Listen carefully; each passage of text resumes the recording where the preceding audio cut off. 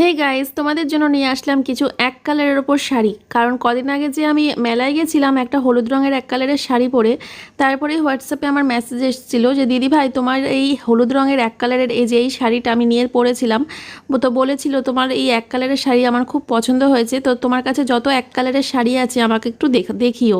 তো তার জন্য ভাবলাম যে শুধু একজনকেই দেখাবো কেন, একটা ভিডিওই বানিয়ে ফেলি, তাহলে আমার সমস্ত দর্শক বন্ধুরা দেখতে পাবে, আর যদি কারোর পছন্দ হয় তাহলে সে পারচেসও করতে পারবে। দেখো বন্ধুরা, এই এক কালারের শাড়িগুলো কিন্তু ভীষণ ভীষণ সুন্দর, জানো তো।